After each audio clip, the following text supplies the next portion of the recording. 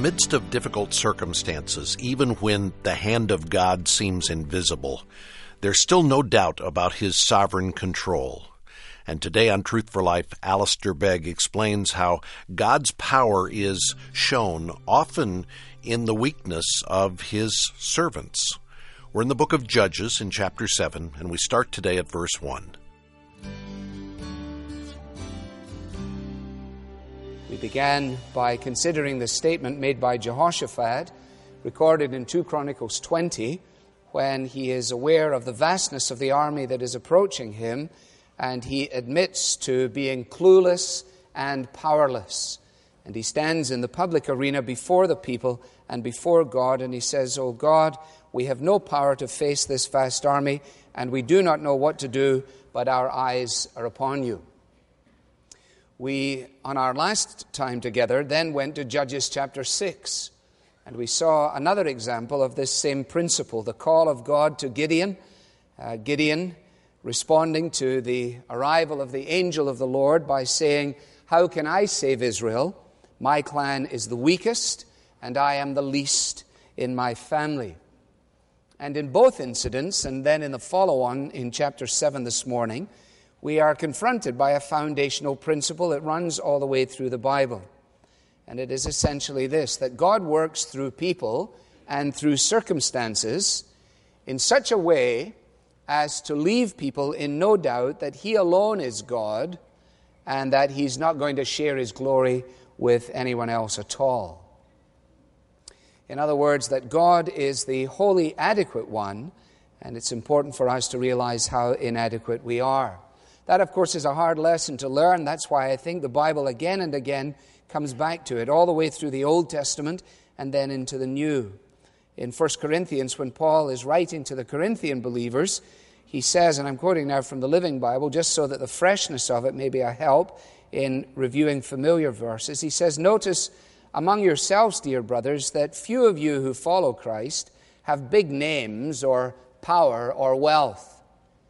It's an interesting thing to write, isn't it? He says, think about it. Just think about the congregation there in Corinth. Not many of you are peculiarly well known or significantly powerful or phenomenally wealthy. But God has chosen deliberately to use ideas that the world considers foolish and of little worth in order to shame those people considered by the world as wise and great. And then he says, and this is the purpose that God has been operating on, or by, so that no one anywhere can ever brag in the presence of God. So that no one anywhere can ever brag in the presence of God. And then as he quotes the Scriptures, he says, if anyone is going to boast, let him boast only of what the Lord has done. Now, if we're going to come to terms with Judges chapter 7, we need to understand this principle. The key to the chapter is in the second verse. If you look at it, you'll see it quite straightforwardly there. Gideon, unbeknownst to him, has been born for battle. And this young man, who is now entrusted with the responsibility of leadership, is going to have to wrestle with the fact that against the run of play and entirely against all odds, God is operating according to this principle. Now, I've tried to say to you that when we study the Bible together, one of the questions that we should ask of a passage of Scripture, especially one that we're familiar with, is what's surprising in this? And that was the first note that I wrote down for myself. I wrote down a question, what's wrong with this picture? Because there's something wrong with this picture. It's not the way we would expect it to be. It comes out wrongly from our vantage point. Notice, first of all, the opposition that Gideon was facing. They're described as being in the north of the valley in verse 1, but you need to go down to the 12th verse to get an idea of just what it is they're up against. And the Midianites, the Amalekites, and all the other eastern peoples had settled in the valley thick as locusts. Their camels could no more be counted than the sand on the seashore. Now, if you imagine camels, and they're fairly big, one man to a camel, there might have been two to a camel, they might have been riding pillion, I suppose, one hump or two, but there they were, and the camels, when you sought to count them, were more numerous than could actually be collated at all. Well, that's the opposition that Gideon and the folks face. The assessment, and this is the key now in verse 2, the assessment of God as he looks on this scene is absolutely phenomenal. Presumably Gideon would have looked out on the company that he had, 32,000 troops, and considered that against the vastness of the opposition that he was facing. He would then be doing the maths in his head. I wonder how I can break up 32,000 to somehow or another offset the advance of these amazing and significant hordes. Now, even the events of chapter 6, dramatic as they are, could not have prepared Gideon's ears for what they are now hearing. Am I really hearing what I think I'm hearing? The Lord said to Gideon, "You have too many men for me to deliver Midian into their hands." Too many. What's wrong with this picture? That doesn't make sense, does it? It surely doesn't make sense that if you've got a huge opposition force, you would need as many as possible to go against the vastness of the opposition, that you would be able to match strength for strength. And it doesn't make sense. That is not until we understand the necessity of weakness. The necessity of weakness. Not the advisability of weakness, not the posture of weakness, not the pragmatic benefits that may come from adopting the procedures that accrue from weakness, but actually when we recognize the necessity of weakness itself. God's purpose for his people in every age is that we might depend upon him entirely. And God is at work in people and in circumstances so as to achieve that objective in our lives. That is what will make sense ultimately, if not in time, of all of the things that don't make sense at the moment. Because many things in our Christian pilgrimage don't fit into nice, neat categories, do they? There are many things that are part and parcel of our lives that from a sort of normal vantage point, we look at the circumstance and we say, this doesn't make any sense at all. God knows that. He knows that we're prone in and of ourselves to rely on ourselves, to rely on our methods, to rely on our traditions. I just came from Scotland on Friday evening, and if ever there's a group of people tempted to rely on their traditions, they're over there. Or to rely on our personalities, or to rely on our gifts. God knows that a church like Parkside Church is prone to self-congratulation.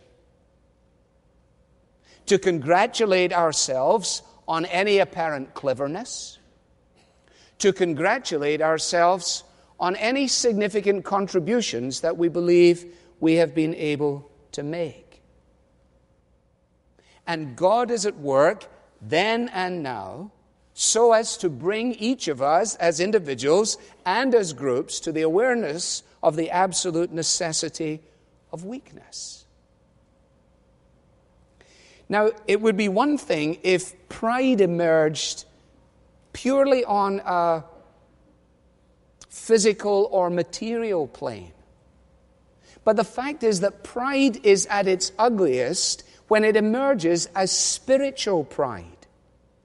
When people begin to boast of their experiences of God, or of their intimacies with God, or of the peculiarities of things that God may have shown them, or secrets into which he may have taken them. Those intimacies, those gifts, are not for public display. People misunderstand that and go around and boast. That's what the people were doing, the super apostles that Paul was referring to when he wrote 2 Corinthians. All of these people seem to be so powerful. They seem to have many stories to tell about how they were adequate and fulfilled in the power of the Spirit. And how inadequate this fellow, the Apostle Paul, seemed in contrast. And he's tempted to get involved and do the same thing that they do. And he says in 2 Corinthians 12, I've plenty to boast about, and I wouldn't be a fool in doing it. But I don't want anyone to think more highly of me than he should from what he can actually see in my life and my message. I will say this. because these experiences I had were so tremendous. This is the Living Bible again. Paraphrase. God was afraid I might be puffed up by them. So I was given a sickness, which has been a thorn in my flesh, a messenger from Satan to hurt and bother me and prick my pride. It's a totally different perspective, isn't it? The NIV translates it, to keep me from becoming conceited, there was given me a thorn in the flesh. I think the Message says, to stop me from getting a big head, God did this. How gracious of Him. How gracious and kind. Because weakness and inadequacy is the key to usefulness.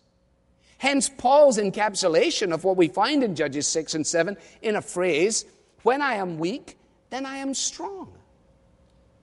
Conversely, when I am strong, then I'm actually weak. Have you ever considered the possibility? I have, I do. I hope I do routinely. Have you ever considered the possibility that God has not given to you as an individual the privilege of serving Him as you might? And the barrier to usefulness is your sense of personal adequacy. That your screensaver retreats to your credentials and to the things that mark your identity out as significant in our culture, in your street, in your environment. And these are the things that make sense of you and explain you. And therefore, when it comes to service for God, you're tempted to lead with them. God, I'm sure you must be delighted to know that I've done this and qualified for that and secured this and done all these various things. And here I am ready to be useful for you. And God says, why don't you just sit down over there in the corner? I'll get back to you. Maybe. And as you sit over in the corner, you watch somebody else being raised to a position of usefulness.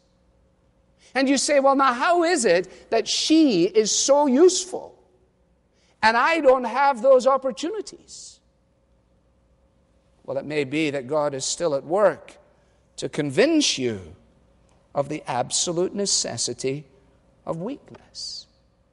You see, what God is doing here is not trying to avoid a defeat. He's working in such a way as to make sure that when the victory comes, those who are involved will know the source of their victory.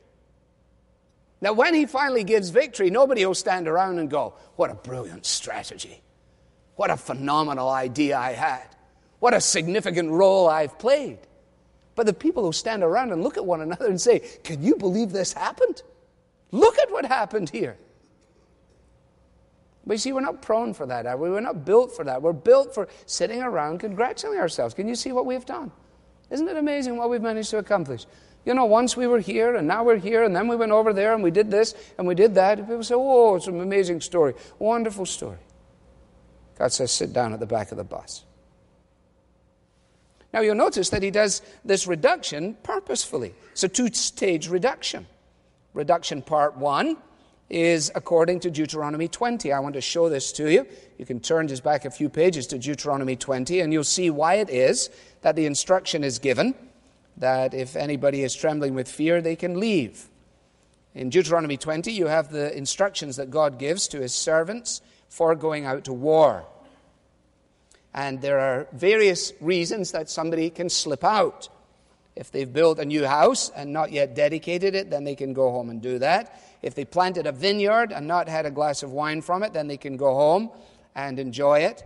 If they have got engaged and not married, then they can go home because they might die in the battle and then someone else will marry their fiancé.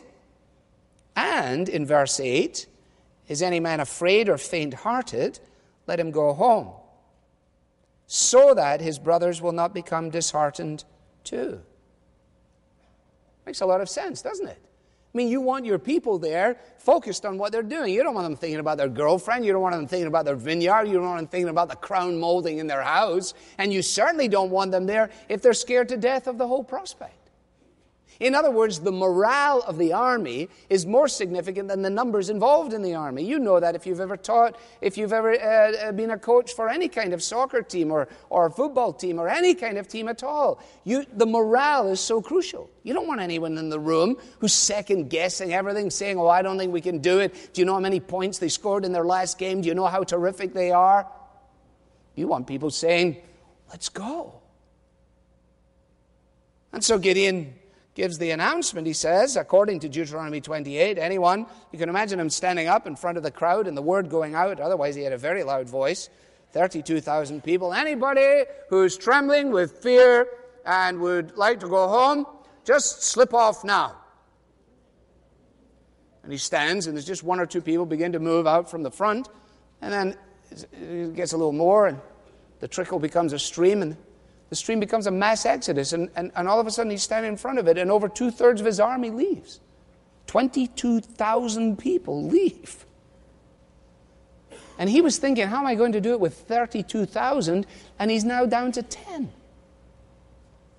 You can imagine him looking up saying, all right, Lord, I get it. I think are we done now? The Lord says, no, you still have too many. What? And then he gives him the instructions as to how he's going to separate them. I'm going to choose them. He says, if I say this guy is going, he's going. If I say he's not going, he's not going. And so Gideon took them down to the water as the Lord had told them. And then we have the lappers and the kneelers, and the kneelers and the lappers. And, if you take these two verses and write them down and try and figure out who's doing what, it's like a Chinese puzzle that you can't solve. Wait a minute, I thought he was lapping. No, he's kneeling. But so eventually you say to yourself, this can't be the point. I mean, if it's this difficult to understand who's doing what, this can't be the point. That's important, because most Sunday school lessons, this is the point. And many sermons, this is the point. And if you've listened to sermons on Judges 7, you have got all the equipment to tell how it was that the alert ones were chosen and the dummies who were half asleep with their heads in a bucket, they were sent home. But it was the smart guys and the brave guys and the alert guys who were finally kept in the group of 300. No, I'm prepared to say absolutely, categorically no. I agree with Michael Wilcock, and he's a good fellow. He said, if you're going to agree with somebody, agree with a good fellow. He says, once we find ourselves asking why lapping was the sign of a better soldier, I am sure we are on the wrong track. Once we start to figure out why the lappers were better soldiers, we're on the wrong track. You see, God was not reducing the numbers so as to get 300 Marines. This is not how God got rid of the 22 scaredy cats and then 9,700 folks whose heads were in a bucket, and he was left with 300, the guys, the quarterbacks, the Marines, the leaders. That's very appealing, and that's how the chapter is often taught. So the word to the congregation is, don't be like the 22,000 who ran away. Don't be scared. And don't be like the 9,700 who were drinking in the wrong way. Get yourself in the 300. So everybody's looking around going, well, I wonder how many of us are in the 300. And so it goes.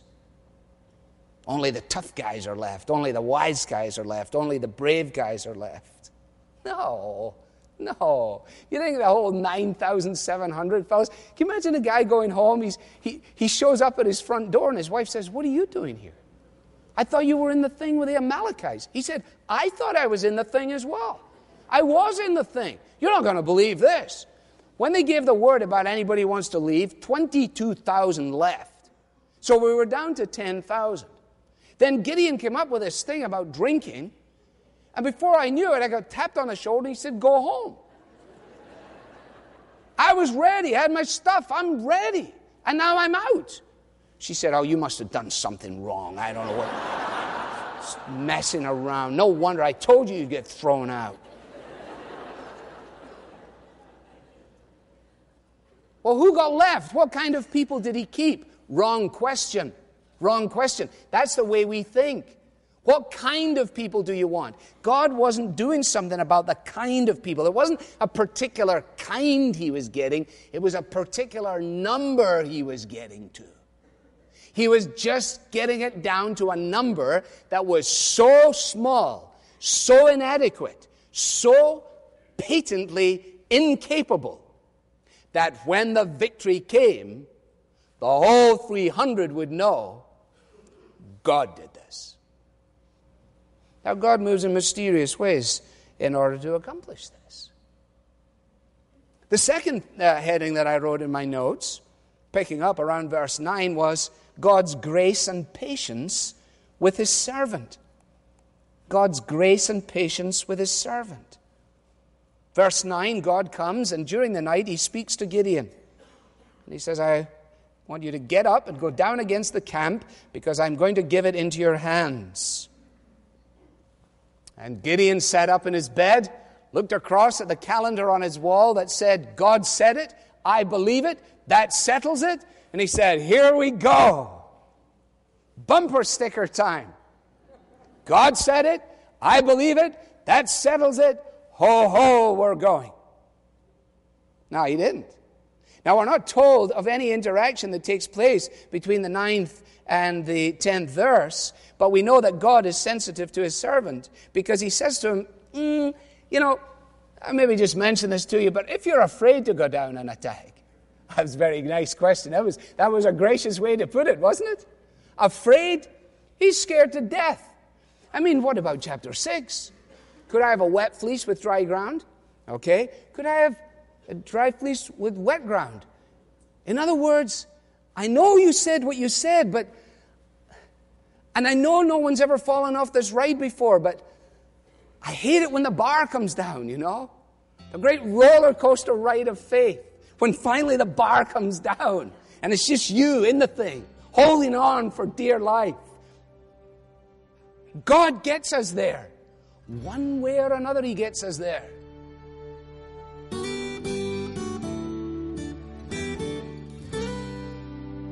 A roller coaster ride of faith. That's certainly an image we can relate to, isn't it? You're listening to Truth for Life with Alistair Begg. Today's message is called Against All Odds, and it's from our study, The Strength of Weakness. If you find yourself feeling overwhelmed by circumstances today, we hope that this message has been a comfort. There are times when we face what feel like impossible odds, just as Gideon faced.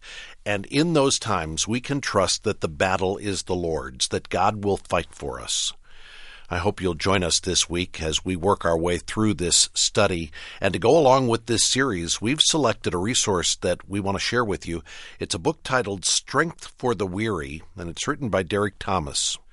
Whatever burden you're bearing today, this book, Strength for the Weary, offers great comfort, and not superficial comfort. The book focuses on the second half of the book of Isaiah, his prophecies, where Isaiah predicts the coming exile of God's people. The trials Israel faced were heavy, and yet God spoke comfort to his people. And those same promises are true for us today. So if you're feeling weighed down, you feel too weary to press on, you'll be deeply encouraged by this book. We'll send a copy to you when you request it, along with your donation today. The book is our way of expressing the thanks of your fellow listeners who hear this program every day because of your generosity. Ask for Strength for the Weary when you give today by calling 888-588-7884. That's 888-588-7884. Or if it's easier, you can give online. Our website is truthforlife.org. I'm Bob Lepine. Tomorrow, Alistair continues our study of Gideon. We'll look at what it's like to have faith against all odds. We're learning how to trust God even when our situation seems impossible. The Bible teaching of Alistair Begg is furnished by Truth for Life,